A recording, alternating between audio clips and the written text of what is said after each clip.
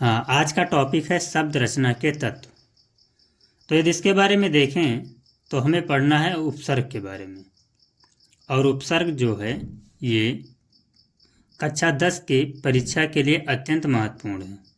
तो सबसे पहले हम जानते हैं कि उपसर्ग है क्या। तो यदि उपसर्ग के बारे में देखें तो बताया गया है कि उपसर्ग वह शब्द होते हैं जो किसी शब्द के पहले लग करके उस शब्द के अर्थ की विशेषता को बदल देते हैं। उसे हम क्या कहते हैं? उपसर्ग कहते हैं। जैसे यदि उपसर्ग में हम देखें तो सबसे पहला है आ का उपसर्ग। और आ का उपसर्ग लगाने से अनाथ, अविश्वास, असुविधा, अधर्म और अचेतन बनता है। उसी तरह से दूसरा है हमारा अप।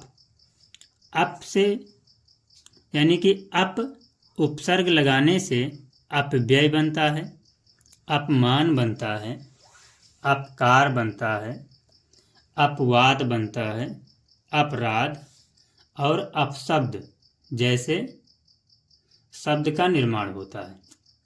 यहीं पर दूसरा हम देखें तो अगला हमारा है अनु। यानी कि जब अनु उपकरण हम लगाते हैं तो यदि उपस्थित में अनु उपकरण लगा दिया जाए तो यहाँ पर बन जाएगा अनुपस्थित।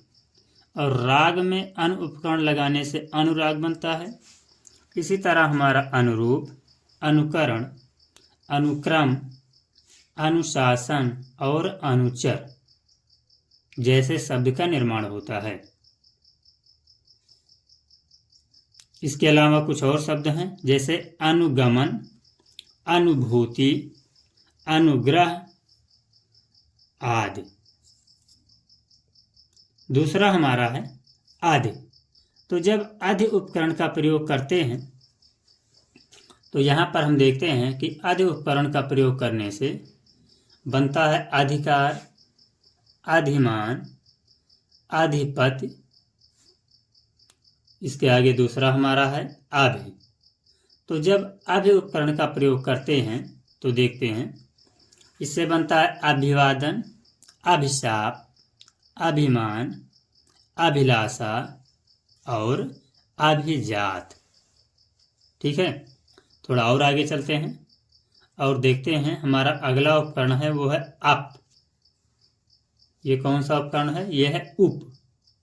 तो यदि उप उपकरण से देखें तो उप उपसर्ग में बताया गया है कि उपस्थित, उपसंहार, उपकार, उपदेश, उपनाम, उपमंत्री और उपवन आदि शब्द शामिल हैं।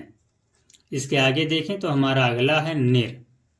और यदि निर से हम देखते हैं तो इसमें बताया गया है कि निर से होता है निरपराध, निर्भय, निर्वाह, निर्दोष, निराभिमान, निराकार एवं निर्जन।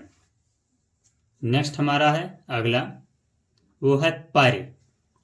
तो पर्य से बताया गया है कि पर्य से होता है परिक्रमा, परिजन, परिणाम, परिमाण, परिमार्जन, परिहास और परिवर्तन।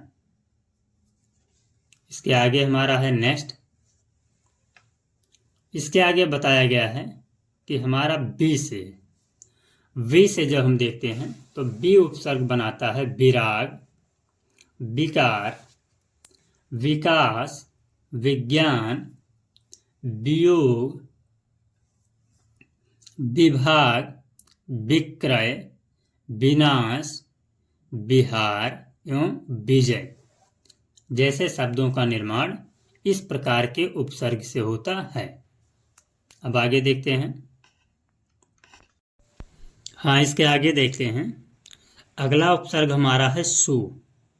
तो यदि सु उपसर्ग से देखें तो इसमें बनता है सुवास, सुपथ, सुजन, सुकर्म, सुपुत्र, सुलभ, सुगम, सुकव्य, सुयोग्य, सुमार्ग, सुडौल, एवं सुपात्र, यानी ये किस उपसर्ग से बनता है? तो ये बनता है सु उपसर्ग से।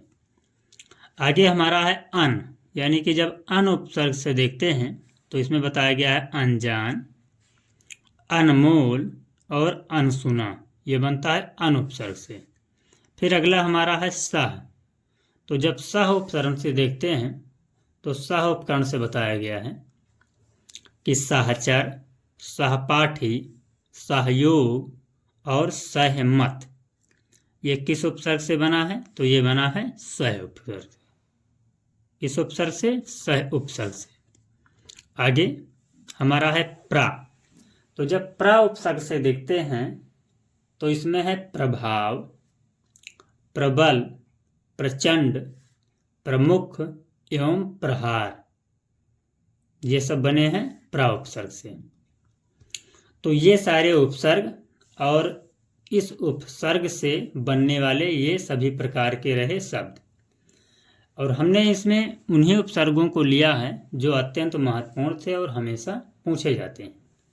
अब देखते हैं आगे कि इन उपसर्गों से हमारी परीक्षाओं में किस प्रकार से क्वेश्चन बनते हैं। तो सबसे पहले देखते हैं हम इसमें सबसे पहला क्वेश्चन दिया गया है। पहले हम देखते हैं कि सही विकल्प का चयन करो, यानी कि इसमें हमें सही विकल्प का चयन करना है।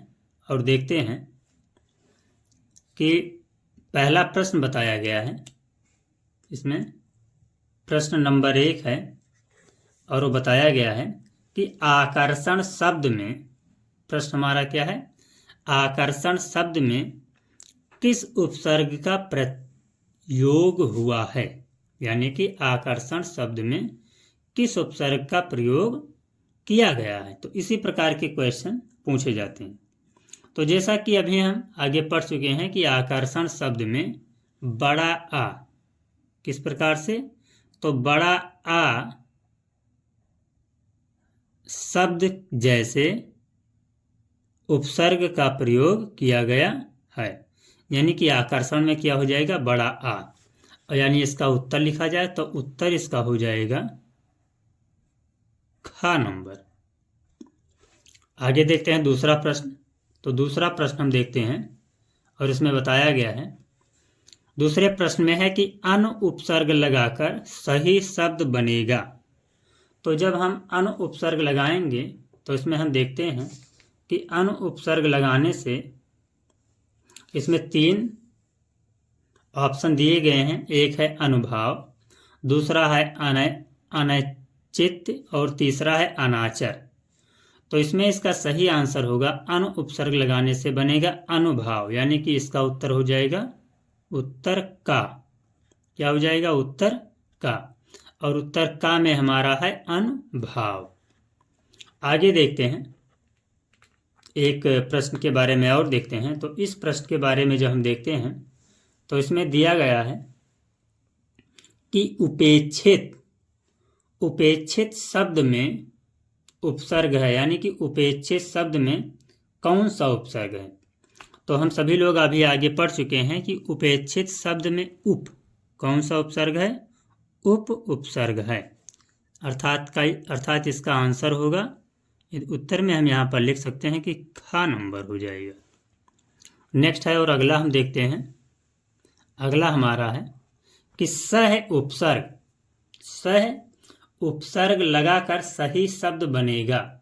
तो यदि सह उपसर्ग लगा करके सही शब्द बनाएं तो जैसे पहला है सहकर्मी, दूसरा है सुमत और तीसरा है सुंदर। तो इसमें कौन सा आंसर होगा? तो इसमें होगा का नंबर, यानी कि का में क्या है? सह से बनेगा सहकर्मी, यानी कि उत्तर हमारा हो जाएगा का। तो ये तो था हमारा उपसर्ग से। ठीक है, अब आगे देखते हैं।